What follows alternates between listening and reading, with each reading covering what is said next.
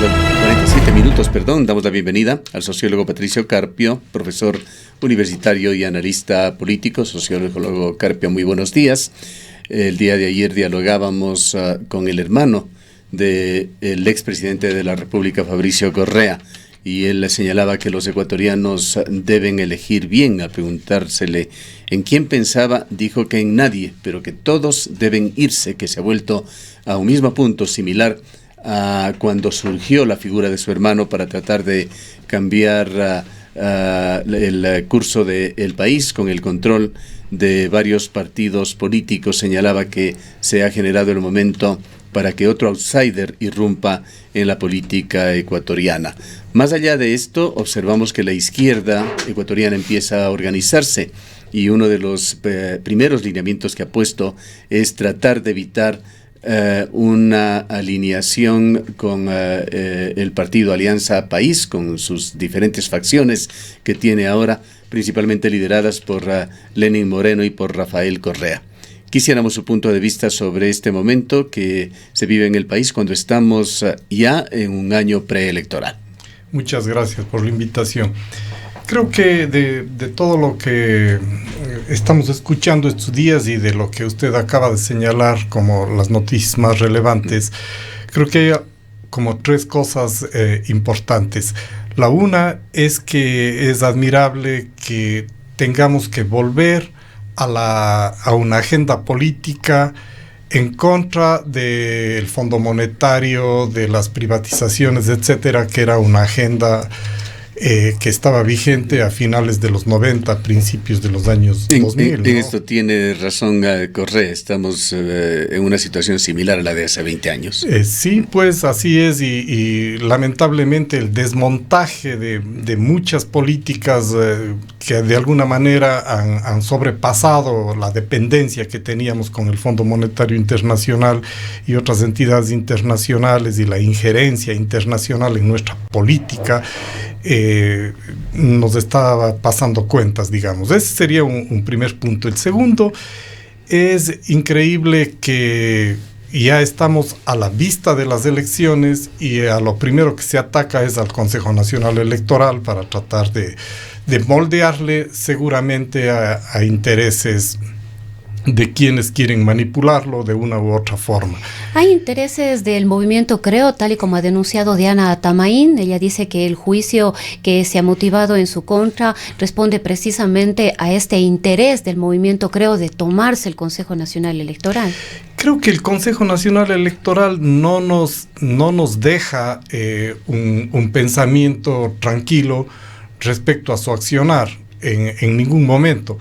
Pero llama la atención, sí, de que justo cuando estamos ya a poco tiempo de organizar las elecciones, se apunte justamente a eso y quienes lo acusan, ¿no? Entonces, eso siempre lleva a la desconfianza ciudadana respecto al propio accionar del Consejo y también de los partidos respecto al Consejo. O sea, ahí hay una cuestión compleja que en definitiva nos pone en ciernes el tema de la transparencia de las elecciones. Ahora, este juicio político que se sigue en contra de Diana Tamaín ha tenido una constante, y que bien lo señalaba el cronista Roberto Aguilar, de tanto sonar en el país ya no se le da la importancia debida.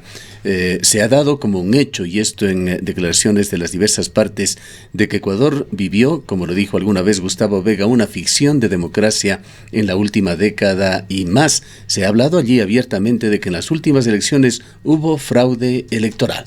Así es, yo también coincido con Gustavo. Creo que la democracia es una ficción y lo que hemos vivido, y creo que la construcción de la democracia sigue siendo la tarea número uno del Ecuador.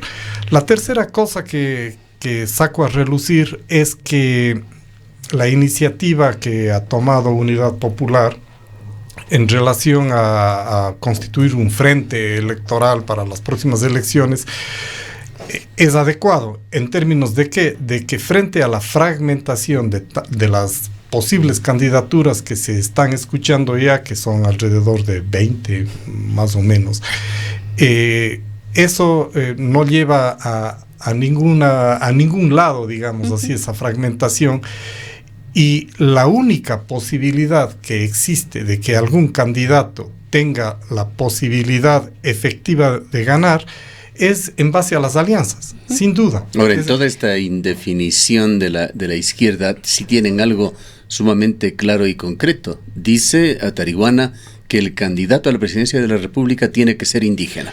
Sí, ahí hay una cuestión. No estoy muy enterado de los bemoles ahí atrás de cómo estarán pensando el movimiento indígena sobre la relación de las alianzas. Sin embargo, tengo que decirlo que la izquierda hoy, tal cual conocemos y con los movimientos que están en escena, pues tiene poca perspectiva de tener un importante rol en las elecciones. ¿Cómo podría influir en esto que estás manifestando la Confederación de Nacionalidades Indígenas con el antecedente del paro de octubre, en el que salió Vargas, pero sobre todo uno de los rostros visibles y que se habla de una posible precandidatura, Leonidas Issa? Sí, justamente yo pensaría que sí, es necesario una alianza desde los movimientos más democráticos en el Ecuador, y entre esos el movimiento indígena, que a mi juicio sería tal vez el único que tiene una agenda clara de lo que sería una recuperación del Estado, una recuperación de la Constitución del 2008, el Estado plurinacional, el buen vivir, etcétera. Y según las encuestas que salen en las redes sociales, etcétera, tiene un posicionamiento interesante el movimiento indígena y Leonidas Issa como tal. Entonces, ahí la tarea de ellos, de las organizaciones indígenas, es hacer un análisis muy inteligente de escenarios, porque se requiere, para que este movimiento tenga un protagonismo nuevo, digamos así. Los protagonismos anteriores siempre han estado anclados en algún otro movimiento y que justamente no les ha ido tan bien. Entonces, recordamos en el levantamiento en el que Antonio Vargas formó parte del triunvirato, pero estuvo minutos. Y después se aliaron con Lucio Gutiérrez, y Lucio Gutiérrez le sacó por la puerta de adelante, ni siquiera por la de atrás, ¿no? Entonces, creo que todas esas reflexiones con esta nueva generación de dirigentes, creo que de lo que he leído y de lo que he visto, Leonidas Issa es una persona bastante preparada, con mucha perspectiva, con mucho entendimiento. ¿Con radicalidad también?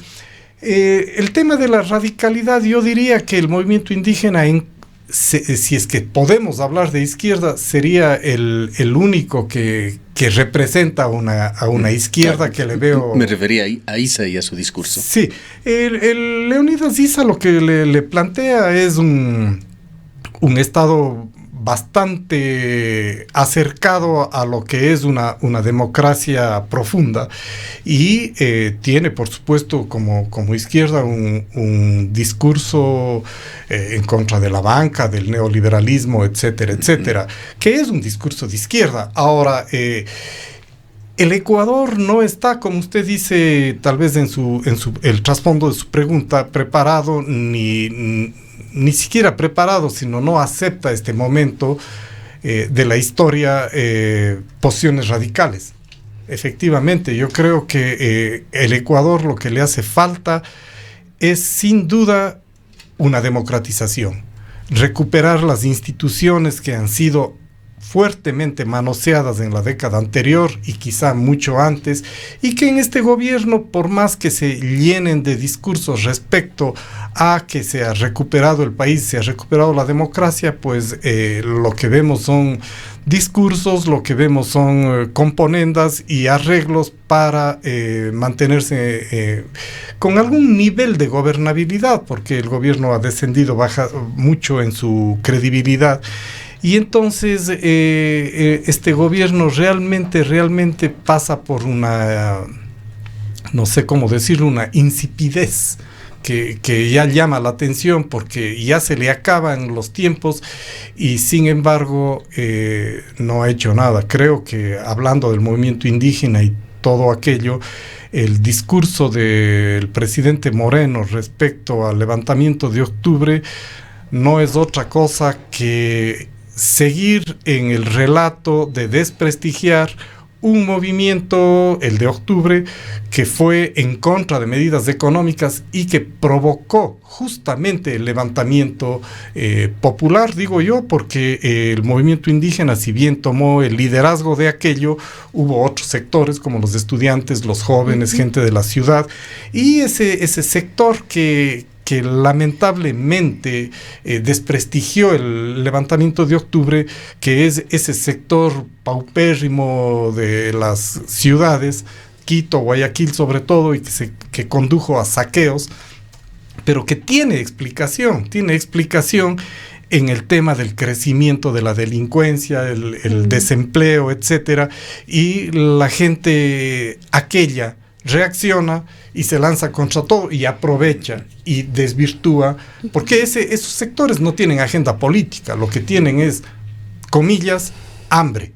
Y ese otro sector que delinque y todo, se mete, son manipulados, etcétera, y ciertamente para muchos sectores de la sociedad desvalorizaron el levantamiento de octubre, ¿no? Ahora, Patricio, con miras al 2021, un poco analizamos esta posición de la izquierda, pero nos interesaría también tener algunas reflexiones sobre cuál podría llegar a ser la participación del movimiento Revolución Ciudadana, los correístas. Todavía se habla de que este movimiento y Rafael Correa tiene un apoyo y un sector fortalecido aquí en el país. Se habla de entre el 20 y el 30% inclusive, y el otro lado, Alianza País con el presidente Moreno y quizás María Paula Romo. Los diferentes análisis políticos, los más centrados, como diríamos, no han dejado de desconocer el peso político que tiene el correísmo, y hemos valorado en alrededor, justamente como tú lo señalas, entre un 20-25% de voto duro. Eso no es cualquier cosa, es ya ponerle a ese movimiento en la mesa del... Ahí yo tengo una inquietud. Cuando hablamos de 20, 25 y quizás en algunos momentos incluso el 30% que se ha llegado a decir, ¿es Rafael Correa o es la Revolución Ciudadana? Es decir, son orgánicos como movimientos Comunidad Popular, por ejemplo, ¿no? Que se sumarían independientemente de quién sea él o la candidata. El correísmo, cuando hablamos de correísmo, que es una desviación de lo que se llamó la Revolución Ciudadana en el 2006 y la confluencia de los diferentes movimientos sociales y políticos que ahí se tejieron, ese movimiento en definitiva fue una desviación en términos de la figura de Correa y de un caudillismo de corte autoritario, y con determinado carisma que tuvo, y no sé si siga teniendo Rafael Correa, creo que sí para algunos. Eso hace que él sea la figura, pero él puede ser, digamos, aunque no esté en el país, puede ser de alguna manera el atractor, el jefe de campaña detrás de bastiones y seguir convocando. Y ya vimos lo que sucedió en Argentina. No sé qué irá a pasar con estos nuevos candidatos que salieron, creo que hoy o ayer en Bolivia. Veamos qué es lo que pasa, pero de que hay detrás del correísmo un electorado duro, pues es innegable. El tema del gobierno, yo creo que el gobierno por sí mismo no tiene mucha perspectiva. María Paula Romo o el mismo vicepresidente, no sé, María Paula Romo está muy desprestigiada por toda su gestión y por toda su viraje desde una posición de centro izquierda hacia una posición de centro derecha, y obviamente el vicepresidente creo que es la punta de lanza de, como hemos dicho varias veces, del sector más empresarial y más de la derecha. En ese sentido, el gobierno podría aliarse con partidos de la derecha, pero habría que pensar si es que a la derecha, digamos, creo, Partido Social Cristiano fundamentalmente, le interesaría una alianza con el gobierno. El gobierno, como vemos en las encuestas, está altamente desprestigiado y no sé si sea un buen aliado, tal vez por los recursos, ¿no? Pero... antes de salirnos de los movimientos indígenas, ¿cómo ve usted los aspectos ideológicos de quiénes serían sus eventuales principales precandidatos a Vargas e Issa?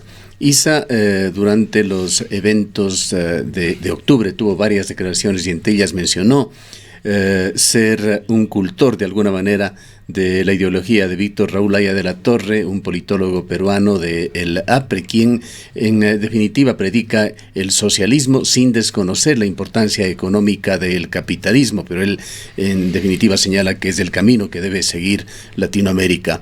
Y por otra parte está este discurso contradictorio de Jaime Vargas, que de alguna manera se definió en una corta intervención que se hizo viral en las redes sociales, en el que señalaba, básicamente entendemos que autodefiniéndose que él quisiera un presidente de la República con un espíritu maternal. Estas contradicciones, esta falta de claridad de Jaime Vargas y la ideología de Issa, sería interesante conocerla desde su evaluación, desde su punto de vista. Sí, habría que meternos a estudiar a fondo el pensamiento de cada uno y sobre todo internamente entender las posiciones de las diferentes fracciones de la CONAIE, ¿no? Entonces, en ese marco podríamos ir viendo cómo se van perfilando los escenarios y quién podría ser el que en última instancia represente al movimiento indígena en alianza con otros sectores.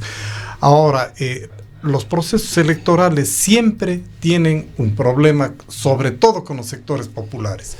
Es el tema del faccionalismo que sale a relucir y las divisiones. En vez de apuntar hacia la consolidación de propuestas, a veces lo que ocurre es todo lo contrario. Entonces esperemos que dentro del movimiento indígena haya una fuerte discusión y sobre todo apelen a la coherencia. En este sentido, yo creo que el discurso de Vargas no es lo suficientemente estructurado y no le vería como un estadista, una persona capaz de dirigir los rumbos del país. Un estadista tiene que mirar absolutamente todos los sectores productivos, los sectores económicos y demás, y articularles. Le pregunto, ¿no genera la imagen, el discurso de Vargas, las mismas sensaciones que se vivían hace casi 20 años, cuando Evo Morales se iba convirtiendo en un líder visible saliendo de los movimientos cocaleros en Bolivia?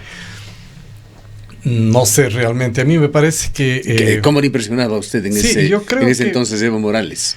Pues Evo Morales tenía un discurso mucho más estructurado, mucho más coherente y consistente.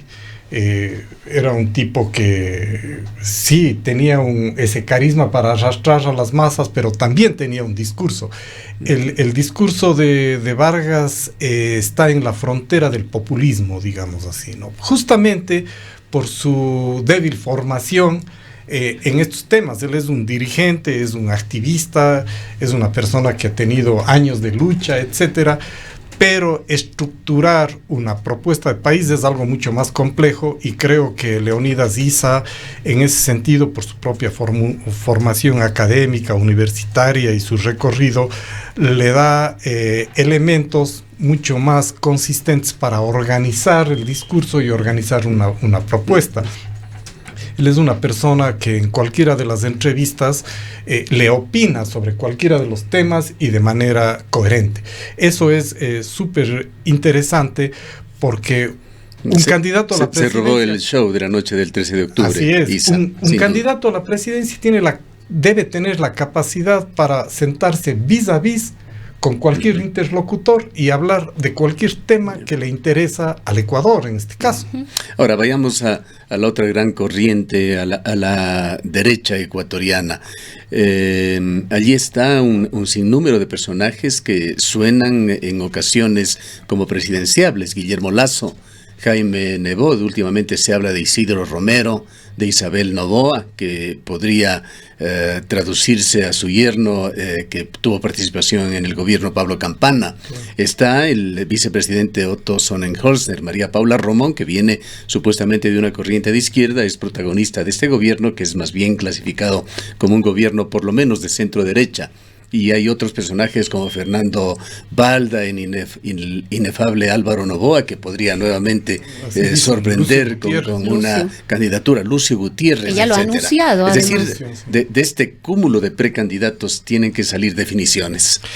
Yo creo, un análisis antes, y tal vez, no sé, es bastante estructural. Yo creo que el mundo está caminando en una cuerda está caminando por una cuerda bastante floja, digamos así. Es decir, estamos en un tiempo de rupturas.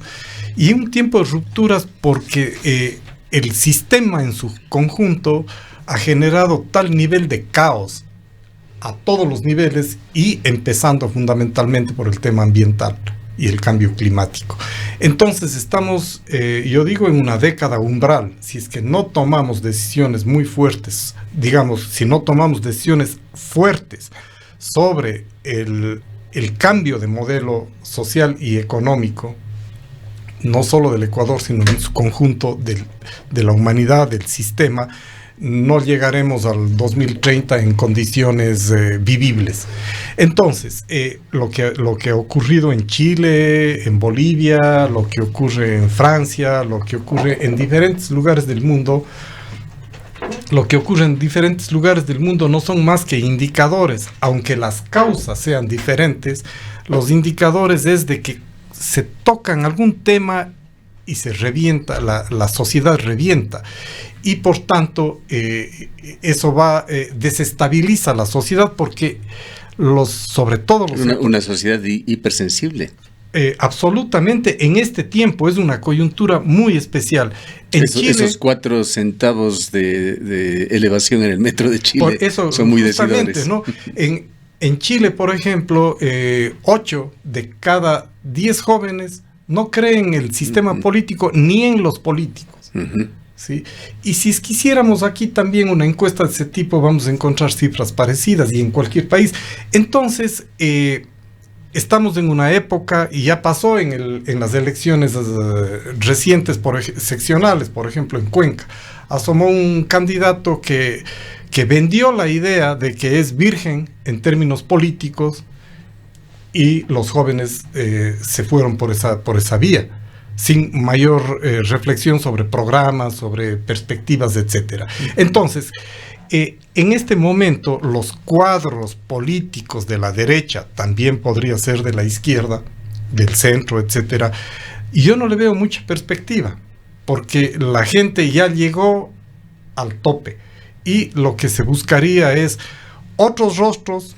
Ahora, de todos estos nombres que habíamos mencionado, de potenciales candidatos de la derecha, Otto Sonnenholzner no podría ser el que más encasille en esta condición de no tener un pasado político. Así es. Él podría ser alguien que encarne lo que estamos dialogando acá. Sin embargo, representa el modelo económico que ya vivimos. Y cada día como vicepresidente se va desgastando en este sentido. Exactamente, el tema del Fondo Monetario Internacional, de la entrega de los recursos naturales, de la minería, de los discursos que hace respecto al movimiento indígena, al movimiento de octubre, etcétera, le desgastan. Entonces, yo creo que la derecha debería ser lo suficientemente inteligente para levantar un discurso que no sea confrontativo, que sea aglutinador, que muestre que lo que plantea es una democracia mucho más amplia y no tan restrictiva hacia los sectores empresariales como hace este vicepresidente Otto, y que nunca puedo pronunciar el apellido. En todo caso, diversos analistas políticos van señalando y coincidiendo en que se ha generado el terreno perfecto en Ecuador electoralmente o políticamente hablando para la presencia de un outsider, para la presencia también de otro candidato con un discurso populista. Es posible que surja ahí, ¿no? Fíjese usted que de los que usted nombró, nos faltó, también tenemos otros candidatos, por ejemplo, supuesto, Gustavo Larrea, nuestro exprefecto. Gustavo Larrea, que viene haciendo un trabajo de hormiga desde hace algunos años. Nuestro exprefecto Paul Carrasco, y también el prefecto actual, Yacu Pérez, que tiene también sus intenciones, y he visto en redes sociales cómo le promueven, ¿no? Aquí dijo Yacu Pérez que si los movimientos indígenas le proponen, él estaría en la obligación de ir por lo menos como precandidato. Entonces, frente a todo eso, habría que hacer el análisis de cuáles son los partidos políticos que están reconocidos actualmente y cómo se pueden mover las fichas en términos de alianzas. Y ver cuál de ellos, digamos, si es que habláramos de la derecha, del centro y del centro izquierda, la izquierda con muy poca posibilidad, sin embargo está ahí, existe, y ver las alternativas. Insisto en lo que comencé diciendo: si es que no hay una política clara, transparente entre los movimientos políticos para generar alianzas fuertes, creo que el que más opciones tendría es definitivamente el correísmo. Bien, hagamos un pequeñísimo paréntesis, alejándonos de la política nacional, y quisiéramos una visión suya. No queremos ponerle en posiciones comprometidas, pues siendo parte usted de una compleja organización como es la Universidad de Cuenca, en su calidad de profesor, puede tornarse difícil el dar opiniones sobre este tema, pero la Universidad de Cuenca está nuevamente siendo cuestionada públicamente por deficiencias, debilidades en sus poquísimas opciones democráticas para elegir autoridades. Nuevamente un proceso en el cual no se está eligiendo realmente algo absolutamente trascendente como un rector, un vicerrector, ni siquiera un decano. Son 4 representantes, entendemos, al Consejo Universitario, que si no me equivoco está compuesto por aproximadamente 27 o 27 personas, me parece. Enciende pasiones y produce hechos como los que habíamos informado también en forma previa a este diálogo con usted. Sí, en muchos sectores, en la propia Facultad de Economía donde laboro, estamos discutiendo, conversando sobre estos temas. Al parecer, digamos, toda esta situación de enredo en las que se meten las universidades se desprenden de la propia ley. La ley, así es. ¿No es cierto? Y entonces la ley impuso cambios incluso filosóficos dentro de la universidad, y esa presidencialismo, se diría en el caso del país, ese rectorismo, no sé si cabe en la universidad, esa fuerza del rector y ese poder adquirido en buena parte para irse por encima de procesos democráticos en la universidad, están plasmados y tienen su origen en la LOES. Justamente le iba a decir eso, el presidencialismo, el fuerte presidencialismo y ese autoritarismo que vivimos en la década anterior, y que no ha dejado de existir en este gobierno también, se ha trasladado a todas las instancias de la sociedad. Y la universidad, lamentablemente, con esa lógica de que por ley el rector elige a los decanos y desde ahí hacia abajo, lo que ha generado es que se cree una estructura piramidal, y yo diría de tipo clientelar. Entonces, esa lógica viene a ser de alguna manera perversa en relación a la democracia. Y como usted bien lo señaló, lamentablemente en la universidad el debido proceso y la democracia, a partir de esa lógica, envuelve a determinadas autoridades, a determinados procesos y envuelve y enreda. Y entonces es lamentable para quienes estamos en la universidad que la universidad otra vez, por pequeñas, diría yo, pequeñas cuestiones de poder en el Consejo Universitario, se hagan cosas que no van directamente en función del debido proceso. Ahora, quizás la importancia mayúscula o mayor de este frustrado proceso hasta el momento, o accidentado proceso, es que en un año se estará eligiendo nuevamente al rector de la universidad. Claro, entonces también estamos en la universidad en un proceso preelectoral. Y eso también trae complicaciones. Ahora, lo que a mí me llama la atención de la universidad de estos últimos años, no solo me estoy refiriendo no estoy hablando en función del rector como persona, sino como universidad, es que justamente el tema del poder, digamos así, ha pasado a tener prioridad, el poder por el poder, y no como discutíamos antes, los temas programáticos, qué universidad queremos, qué facultades queremos. La visión de la universidad. Y tener yo creo que hace falta en la universidad entrar en un proceso de autorreflexión, de autocrítica, para encontrar cuáles son algunos elementos que se han convertido en barreras para la excelencia académica y encontrar también las potencialidades que sí los tiene la Universidad de Cuenca y fortalecer aquello.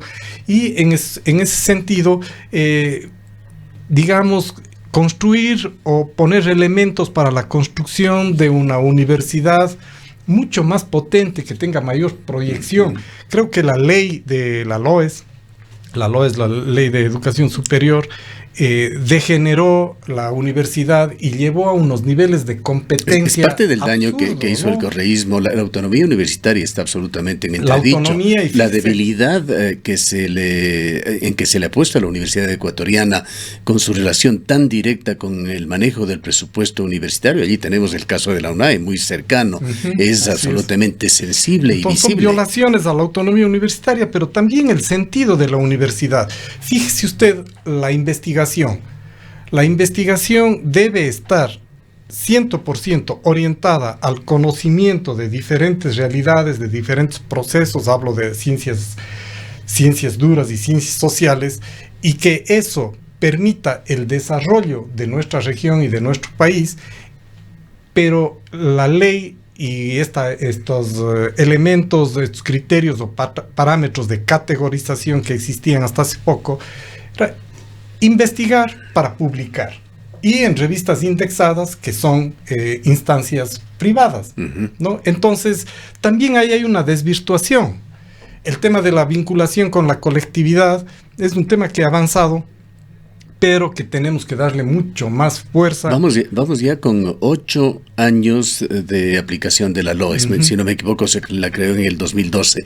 ¿No se llega a un momento en que la universidad, en sus diversas instancias, empezando quizá por su organismo principal, hablando de la Organización Global de las Universidades, la Asamblea Universitaria, la ponga bajo la lupa y se vuelva nuevamente a pensar o a repensar a la Universidad Ecuatoriana? Eso sería muy interesante, Gustavo, lo que usted acaba de decir. Creo que para eso se requiere liderazgo. Si es que el próximo rector de la universidad, rector o rectora de la universidad, asumiera el compromiso de liderar un proceso, no solo en nuestra universidad, sino de plantear a la Universidad Ecuatoriana un tipo de discusión y reflexión sobre una nueva ley, sería súper interesante. También debería los candidatos plantearse esta autorreflexión en la universidad, pero es muy interesante esa idea de que iniciemos un proceso de crítica, de discusión, de análisis sobre lo bueno, lo malo y lo feo de la LOES, y plantearnos otras perspectivas para ponernos Ya, en el mismo lenguaje, si quieren, de estos tecnócratas que diseñaron esa ley, para ponernos en un nivel competitivo, hablando académicamente, a nivel un buen momento en un año electoral, pues claro, allí yo creo que sería eso muy se puede articular con las candidaturas presidenciales y presentar una agenda de las universidades. Sería excelente su idea y su planteamiento, habría que darle más presión a aquello, pero hay uno de los elementos que viene arrastrándose desde la propia ley, es el miedo. La gente, los profesores, frente a esta estructura. Es lo que le decía, no quiero ponerle en compromisos, pues uno se debe a su institución y por allí hablar abiertamente sobre estos problemas que tienen que ver con la democracia universitaria, con el quehacer universitario, con la autonomía, siempre son delicados. Sí, yo no tengo mucho conflicto porque quien nada debe. Usted más bien es su independencia allí. Sí, yo soy un profesor, investigador y docente, y hago las cosas en... Sí, pero hay temor en la universidad. Eso es evidente. Duda, como ha existido temor hasta hace muy poco y se lo va superando para hablar abiertamente sobre la política nacional. Así es. Sin duda, ahí hay incluso estratos en la universidad, digamos, los profesores que somos titulares, versus la gran mayoría de profesores usted contratados. Habla con propiedad, con independencia, usted es titular. ¿Cuál es la situación de ese 70% de profesores universitarios que están cada 4, 5 o 6 meses en el juego de si son o no renovados en su contrato? Claro, y eso lleva a algunas otras cuestiones, pero la situación de incertidumbre que viven los contratados está ligado ciertamente a los temas de presupuesto, etcétera, pero también a otros criterios que escapan a lo académico, además. Entonces, yo creo que estas perversidades de la propia ley deberían ser pensadas, y deberíamos pensar en una universidad de derechos, de justicia, de procesos adecuados. Entonces, yo creo que esa es una vía, como usted ha señalado, de discusión en la universidad, y de ser mucho más directos, mucho más claros, porque lo que estaríamos pensando es en función de la universidad, no en función de grupos privilegiados, o de grupos o pequeños grupos de poder. Entonces hay que pensar en programas, en proyectos. Hay que releer a Hernán Malo. Hay que releer a Moncada, hay que meterse en las corrientes históricas de la Universidad Ecuatoriana. Ciertamente, pero no estamos hablando de regresar a la época en la que también puede haber cierta crítica. No, pero sí ponerlo en perspectiva. Claro, pero ponerlo en perspectiva, recuperar las cosas, lo potencial de lo anterior y proyectarlo, ¿no? Pero justamente ese es el reto, imaginar la universidad del futuro. Bien, queremos agradecerle al sociólogo Patricio Carpio, docente universitario, quien se ha referido a la situación coyuntural de la política nacional cuando estamos a 13 meses de elecciones presidenciales y a una renovación del Parlamento ecuatoriano, y en la parte marginal también se ha referido a la situación político-electoral en la Universidad de Cuenca, que ha suspendido un proceso de elección de representantes docentes y de investigación al Consejo Universitario.